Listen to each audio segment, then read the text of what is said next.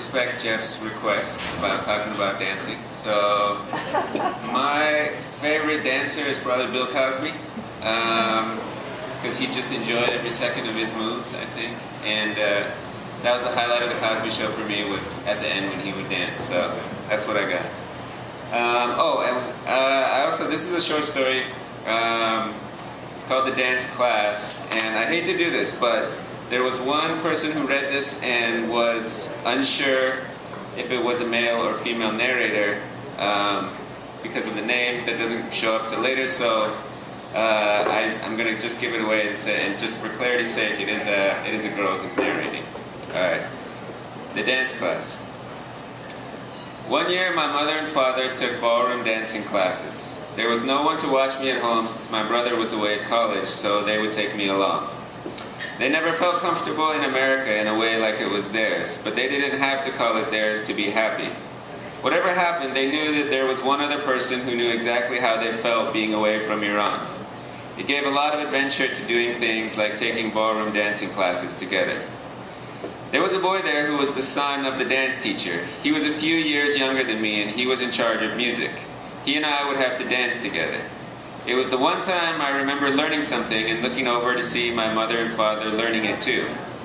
I was 10 years old. The boy, Almeida, was 7 or 8. He took his job very seriously as a way to show that he was proud of his mother. I learned the dances faster than my mother and father because they would forget and dance as though the music was Iranian music.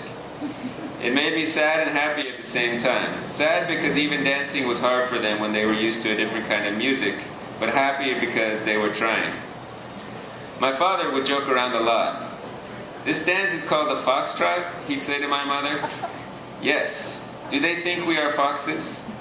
"No. You are supposed to think about how a fox moves." "I don't think I have watched a fox move in a long time. Where am I supposed to go to watch foxes?" I would hear him and try not to laugh because Almeida would be dancing very seriously. My mother would laugh, but on the way home she would say, "We are never going to learn if you are always being funny." But it is funny. It is not funny, it is dancing. I mean, the whole thing is funny. One day we are in Iran trying to figure out how to live, and then the next day we are in America learning the foxtrot. That part of it did seem funny to me. Well, save your laughter for when we get home.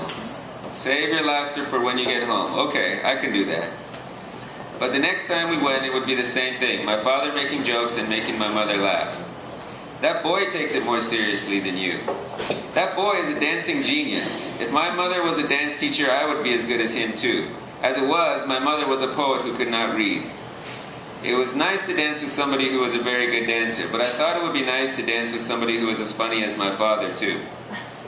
There was one day that Almeida was sick, and I could only sit and watch my mother and father and everybody else. My father made jokes and my mother laughed. They were the only people to have their own language to make jokes in. I thought it would be strange not to have that, to have the same language at home as out in the world. It would be harder to make jokes out in the world. I guess that's how it would have been if we had stayed in Iran, and I thought my father was right. It was the funniest thing to be in a different country. "You ruined the classes again," my mother said on the way home. "How did I ruin it? You said you would save your laughter for when we get home." "You're right, I did say that, but I can't do it." "I know you can't do it. It is because it might not be funny when we get home."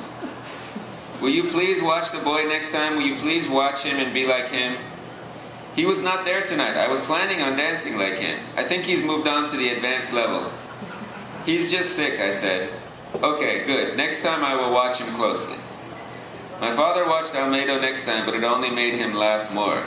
"Look at this boy," he said to my mother. "How does this happen? How does the boy become a dancer like that? Do you know what I was like when I was 7? "You were not a dancer." "No, I was not a dancer at all, and yet here he is. You can't argue with the logic of it. It is totally reasonable. His mother is a dance teacher." There were things that sounded funny in Farsi, at least when my father said them, that wouldn't have sounded as funny in English. Mostly they were the basic facts that everybody already knew. My father loved those things that everybody already knew. If they all knew, then they agreed, and if they agreed, then they were all in on the joke. It gave me a nice feeling of Iran to think that everybody there was interested in the basic facts that everybody already knew. I knew my father was just one man, but that's how it is when you're from a different country and your mother and father are two of the only people you know who are from there. My mother gave up on getting my father to take the dance class more seriously. She knew that she would laugh each time and I would learn the dances at least from Almedo. "You are lucky," my mother said when we were coming home from the last session of the class. "You are lucky that the teacher never said anything to you for all your jokes." Did she want to say something to me? Yes, she didn't say anything because we brought Tala to dance with her son. Is that why? My father looked at me. I nodded. "Thank you, Tala," he said. "You're welcome." What a crazy world. The dance class was at the community center, and 4 times a year, once for each season, they sent out a brochure describing all the classes they offered. I would be very excited when it came in the mail because I'd want to sign up for the gymnastic classes. The dance class was in the spring, and when the summer brochure came, there was a big picture of my mother and father on the cover of it. They were smiling, looking like they were having a wonderful time learning how to dance. When my father came home and saw it, he said, "It looks like we did learn to dance after all. I think I am doing the foxtrot in this picture." "No," my mother said, "you are laughing at the foxtrot." My father looked at the picture more closely. "I think you are right," he said.